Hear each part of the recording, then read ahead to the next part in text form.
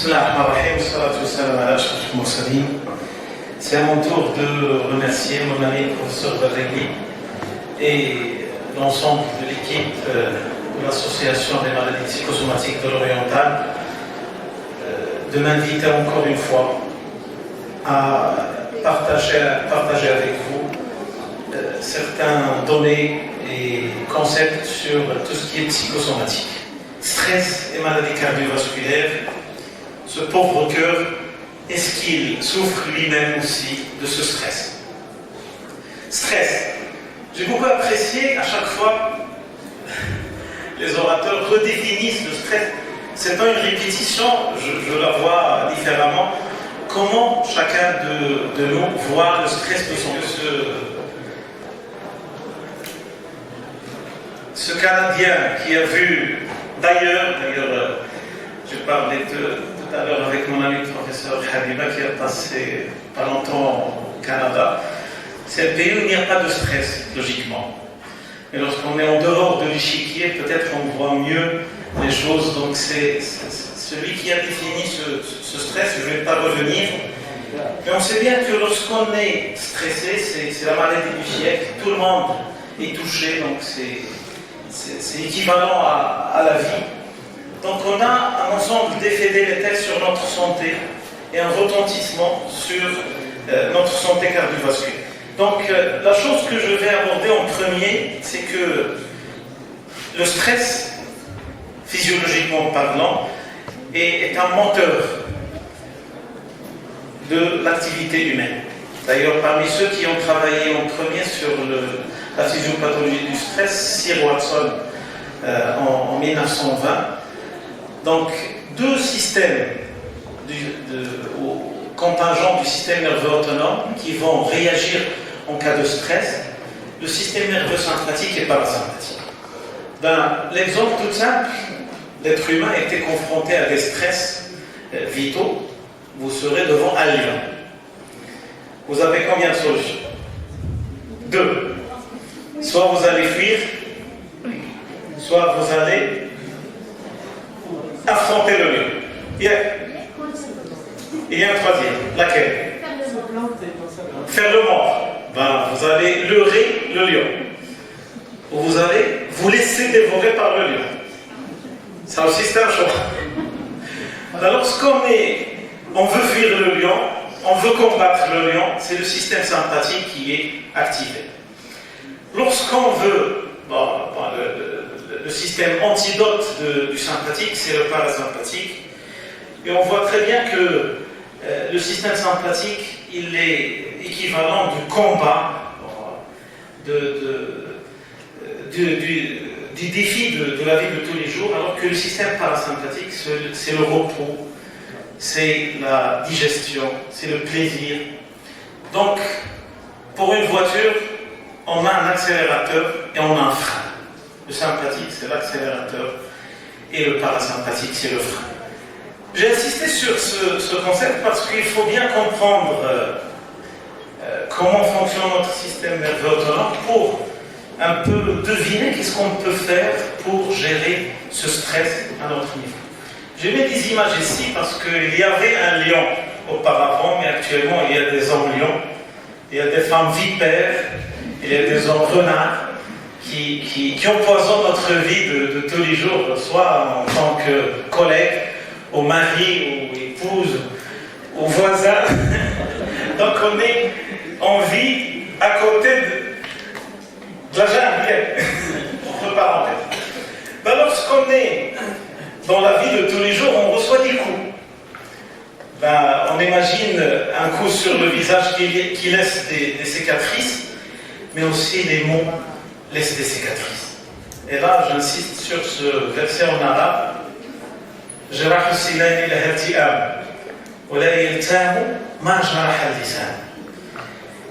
En tant que praticien de santé, en tant que médecin, en tant que personne qui enseignant, vous devez contrôler votre langue. Qu'est-ce que vous dites? Un simple petit mot va empoisonner la vie des gens, risque d'entraîner des stress et c'est mutuel. Vous allez recevoir des coups, et donner des coups, il faut apaiser notre vie parce que c'est une grande origine du stress que nous vivons, parce que nos amis psychiatres peuvent attester. La majeure partie du stress, c'est un stress cognitif de mots peut-être qu'on emmagasine depuis notre enfance et dans notre vie de tous les jours. Plusieurs types de stress. Il y a des stress aigus cognitifs, c'est des traumatismes psychiques, émotionnels, brutaux. Mais il y a aussi des stress aigus non cognitifs. Bon, la douleur, la souffrance, c'est des causes de stress. Et d'ailleurs, même les états graves de santé, par exemple les septicémies et les évasions manifestes de germes dans notre organisme, peut être la cause de stress majeur. Donc il ne faut pas souvent dire que le stress est uniquement une cause psychique ou psychologique. Même les maladies graves, c'est une agression qu'on ne peut pas supporter. D'ailleurs, en voyant ces définitions, ce qui me venait à l'esprit,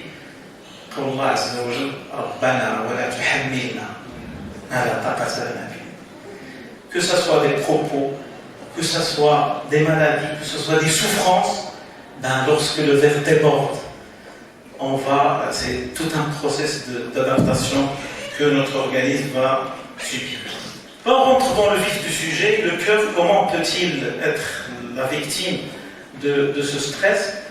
Bon, un ensemble de dérèglements hormonaux, je ne vais pas rentrer dans les détails, mais c'est surtout la cardiotoxicité des hormones, et des hormones de stress, noradrénaline, adrénaline, envers la cellule myocardique. Est-ce qu'on est tous similaires au stress? Bon, je crois qu'on a parlé de ça des précédents orateurs, mais ce qui est certain, que l'hérédité joue un rôle, que l'éducation joue un rôle dans les processus d'adaptation, que l'expérience personnelle, mais surtout le soutien que le sujet reçoit, ça suffit de dire que vous êtes stressé un jour, que vous croisez quelqu'un, peut-être que vous ne connaissez pas, il vous dira un mot, un petit mot.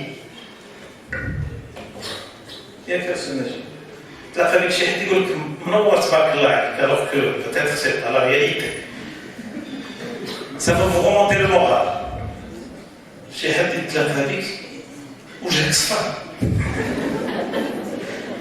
sais, même s'il est jaune, il y a un miroir. Si je veux me mettre certain, lisa. Et je reviens qu'il faut contrôler ce qu'on dit aux gens qu'on croise et à nos malades surtout. Bon, personnalité, expérience, soutien social, tempérament, ça change notre façon de voir les choses aussi d'un jour à l'autre. Comment nous répondons et répond notre système cardiovasculaire au stress? Bon, le cortisol, l'élévation des hormones qui élèvent la glycémie, des effets hématologiques, et ça c'est important, la fibrinogène, l'augmentation de l'agrégabilité plaquettaire, donc un état prothrombotique. Lorsqu'on est stressé, c'est approuvé actuellement qu'on présente un état prothrombotique qui nous rend vulnérables à la thrombose. Des effets cardiaques, on va les voir en détail, des effets vasculaires par une dysfonction endothéliale. On voit très bien que depuis notre enfance, on développe des plaques d'athérome. Et que cette plaque d'athérome, même si elle est petite, il peut être vulnérable et il peut cracher et donc être rompu. D'ailleurs, les plaques qui se rompent le plus, ce n'est pas les grosses plaques, c'est les petites plaques. Ça suffit, une colère par exemple intense, et qu'on rompe une plaque et on fait un infarctus de myocarde, alors que quelqu'un qui a multiples facteurs de risque cardiovasculaire, diabétique, hypertendu, obèse, et qui ne développera pas un accident coronarique. Donc c'est pour relativiser un petit peu les choses. Il faut bien sûr lutter contre les facteurs de risque cardiovasculaire, mais parfois ce stress est les plus provocateurs de l'accident cardiovasculaire plus que les vrais facteurs de risque cardiovasculaire. Évitez de croiser les animaux de la jungle, on n'y peut rien, mais absorber Et là aussi, c'est une discussion que j'entame, une réflexion. Est-ce qu'on va éliminer le stress de notre vie? Bon, c'est de l'impossible.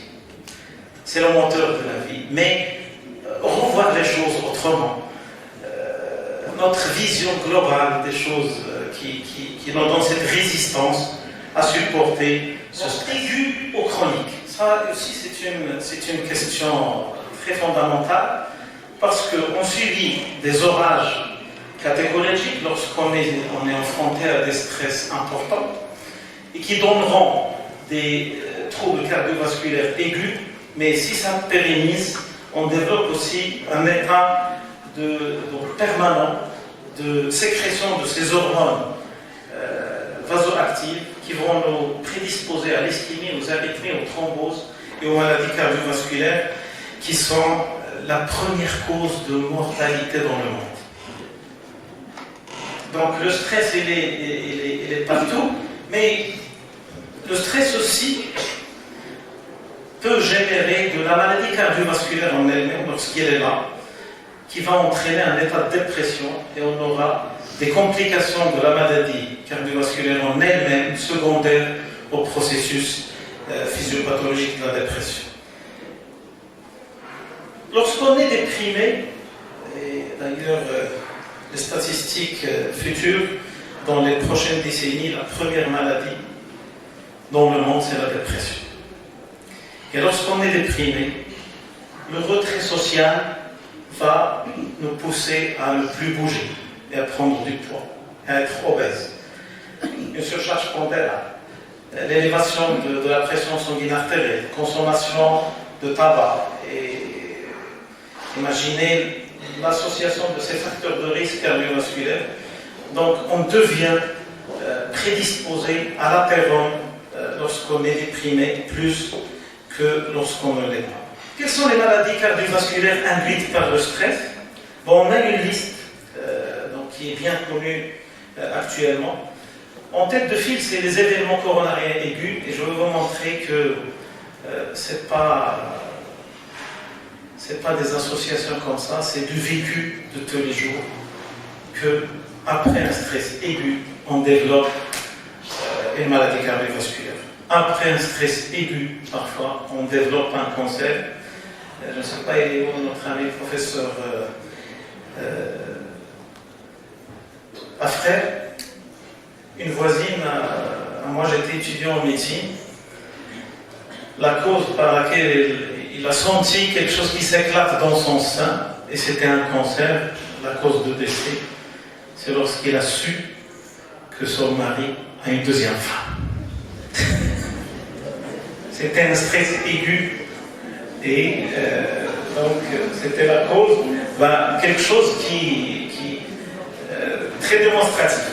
Ce n'est pas uniquement le cancer du sein, les événements cardiovasculaires, les troubles de rythme, l'hypertension artérielle, on va en parler, le syndrome de Takotsubo, les dysfonctions ventriculaires gauche, secondaires aux tumeurs surrénaliennes qui déchargent l'adrénaline et la noradrénaline, les dysfonctions ventriculaires suite au septicémie sévère, et ça c'est un concept nouveau actuellement, et les dysfonctions ventriculaires authentiques secondaires aux dépressions sévères.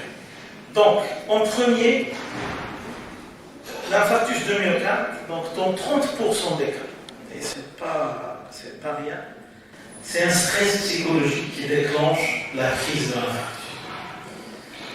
Donc, imaginez l'ampleur, et c'est parce que c'est une plaque qui va être rompue par des abus hypertensifs, par une accélération de la fréquence, par un état très thrombotique qui va prédisposer à. Donc, c'est avec plusieurs travaux. Donc, on corrigeait qu'un épisode de choléra intense, une terreur, surtout après les catastrophes. Et actuellement, on bénéficie de la technologie. Il y a des gens, par exemple, ont fait des enregistrements et par coïncidence, c'était un tremblement de terre, c'était un tsunami, par exemple, au Japon, et on a vu qu'est-ce qu'ils ont fait, ces gens-là, au moment des catastrophes, au moment des attentats. On a des défibrillateurs implantables actuellement chez une grande partie de la population mondiale et ils ont une qualité de mémoire, c'est-à-dire qu'ils enregistrent tout ce qui se passe. Et on a vu qu'est-ce qu'ils développent ces gens après des catastrophes naturelles. Et bien, c'est très surprenant, regardez, le facteur déclenchant, donc après un syndrome coronarien aigu, regardez, une contrariété émotionnelle, donc presque 20%, un manque de sommeil, je reviens au sommeil, même si je suis très loin du sommeil, je vais en parler, une activité physique intense, et là aussi, pour un peu modérer les choses. Il y a quelques années, j'avais un autre parc, un chauffe-eau, je suis obésien, infarctus, il a poussé d'ailleurs actuellement une folie. Les gens, ils veulent atteindre des objectifs au-delà de 40 ans, 50 ans, avoir des performances. C'est une folie. L'activité physique, chère mesdames, chers monsieur, c'est pour être dynamique, pour être toujours performant dans notre vie de tous les jours.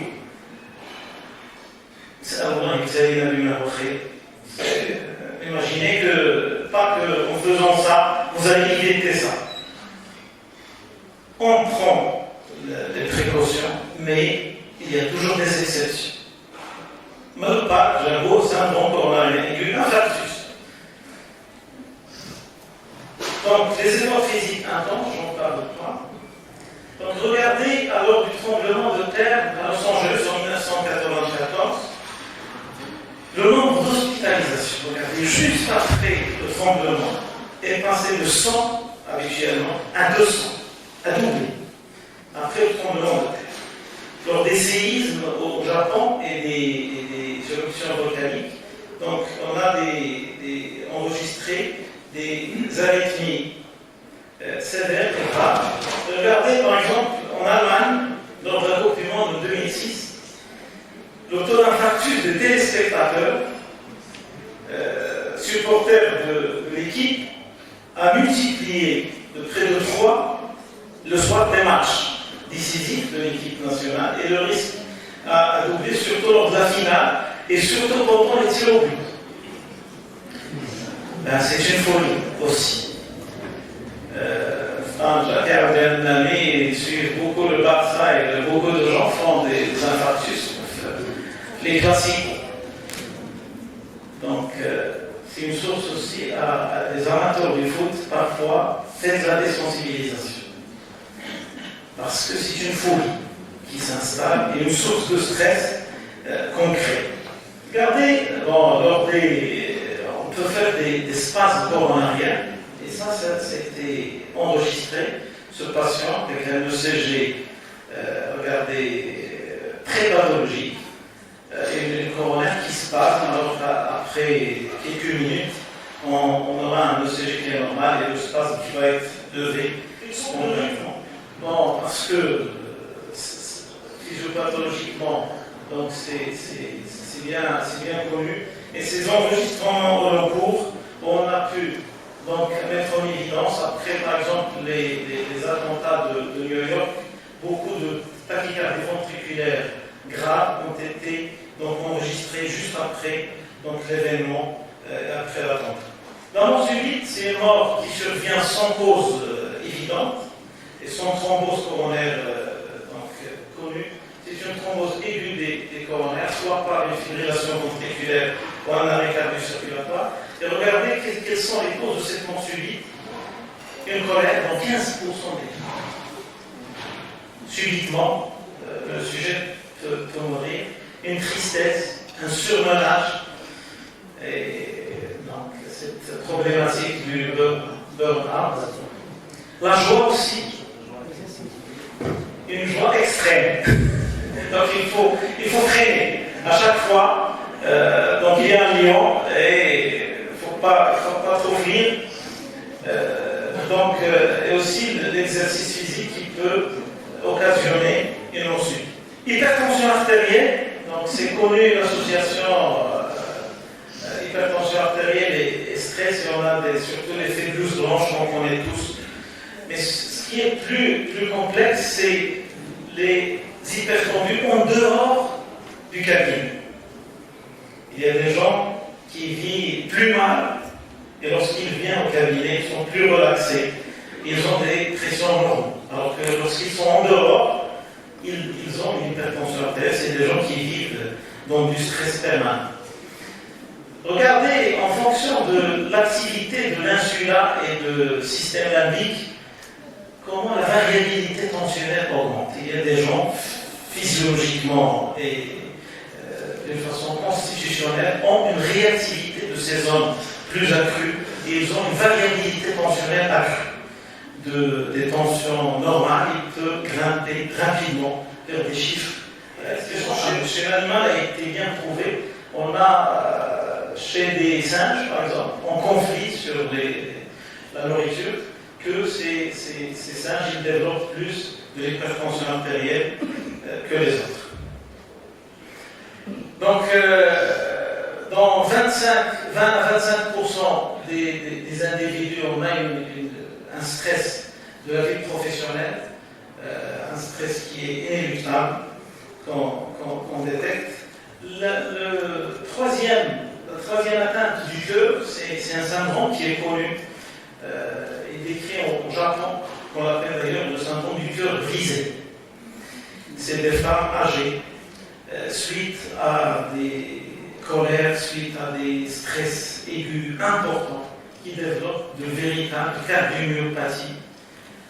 Et c'est des cardiomyopathies très, très spéciaux qu'on appelle la cardiomyopathie de Takotsubo. Et Takotsubo, c'est un terme japonais qui est cet instrument-là.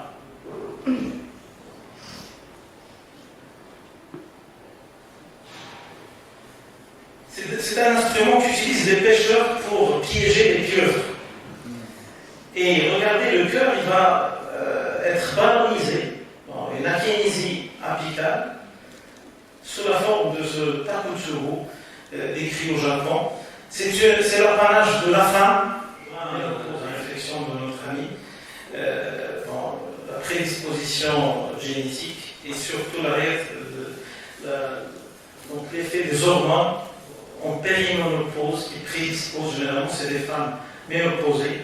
Et la particularité que c'est des authentiques infarctus, que ce soit sur le plan électrique, que ce soit sur le plan clinique, mais regardez les marqueurs biologiques, c'est des élévations de troponine moins que les élévations classiques des infarctus. Donc déjà, on a un trait biologique qui fait la part. En faisant le CG, regardez un sus-décalage manifeste chez cette patiente dans le territoire antérieur. Et après un an, on a une normalisation quasi complète de l'ECG. L'échographie, c'est elle qui pose le diagnostic avec cette ballonisation. On peut, bien sûr, c'est obligatoire de faire une coronarographie qui objective un réseau coronarien qui est intact et on fait des ventriculographies pour objectiver ce Takotsubo, ce piège à pieuvre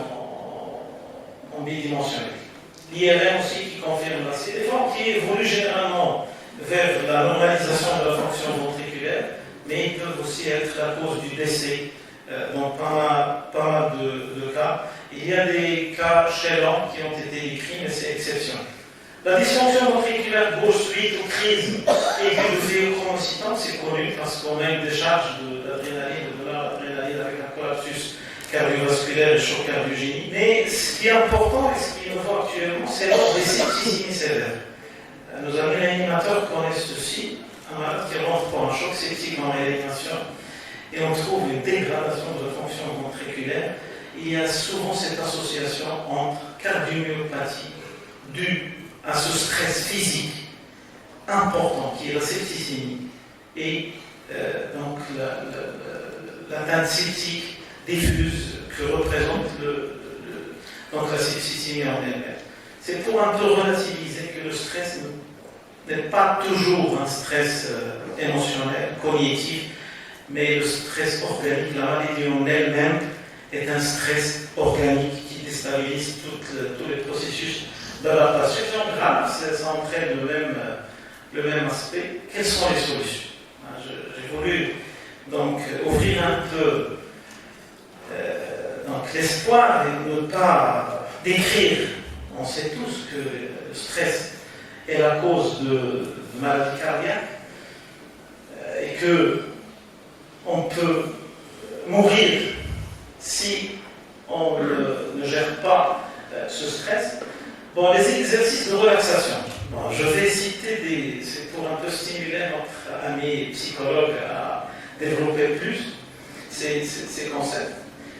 La décontraction, le massage doux, les séances de neurofeedback actuellement qui sont à la mode. On fait la réalité virtuelle actuellement et l'intelligence artificielle est rentrée dans le domaine des capteurs qui vont nous faire sentir un peu les extrémités et par des voyants et des bips sonores pour un peu optimiser le rythme cardiaque, la relaxation de la peau et électrodermale. Le yoga, les séances d'hypnose, la psychothérapie cognitive, comportementale, tout ça va être développé, mais surtout une prise en charge qui est multidisciplinaire, qu'il faut qu'on intègre, parce que c'est pas un luxe. Chacun de nous voit de son côté, somaticien, psychiatre, il faut que, c'est des antennes, c'est des spécialités qui doivent se créer pour un peu développer la prise en charge de ces malades, médicalement, par des médicaments bien entendu, et par différentes techniques donc, qui nous aident à mieux prendre en charge l'exercice physique. On sait bien que c'est un moyen préventif pour un peu déstresser. Et rappelez-vous, lorsqu'on fait du sport, qu'est-ce qui se passe? On accélère, on met le pied à le frein de l'accélérateur. Le frein. À force d'accélérer, le frein devient robuste. Et d'ailleurs, pour vous savoir vos performances, trop de la fréquence cardiaque. Comme s'il est basse, vous avez un niveau de performance meilleur. Si vous êtes accéléré au repos, ça veut dire que c'est l'accélérateur qui fonctionne. Et à force de faire de l'entraînement, et on est plus zen. D'ailleurs, après une séance pour ceux qui font du sport, qui est sur relax. Tu t'en fous, mais si comme si dans l'entraîner, ben le vipère, tu deviens un scorpion. Dormir. La question de mon ami, j'ai beaucoup aimé parce que travailler le sommeil, on est endormi. Comment on va travailler le sommeil? Le tiers de notre vie, on le passe en dormant. Si on rêve, le 1 quart. Ça veut dire, statistiquement, si on dit 60 ans, 20 ans de sommeil et 5 ans de rêve. Elle dit, qu'est-ce qu'il faut faire? On sait bien que, c'est important, même si c'est en dehors de ma spécialité, mais je stimule un peu la discussion. Il y a une phase d'endormissement de 5 à 10 minutes, puis un sommeil léger. Regardez, on est comme sur un nuage, on entend des bruits, mais on ne veut pas répondre. Juste après, le sommeil léger, on entend, on ne comprend plus.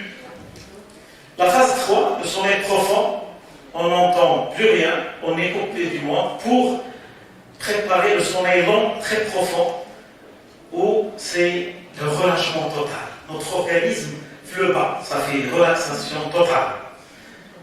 Imaginez, cher ami, si on n'arrive pas à se relaxer en dormant. Donc, et juste après survient la phase du sommeil paradoxal qui est très délétère sur le plan cardiovasculaire. C'est la phase de rêve, et c'est là où on a une décharge d'hormones.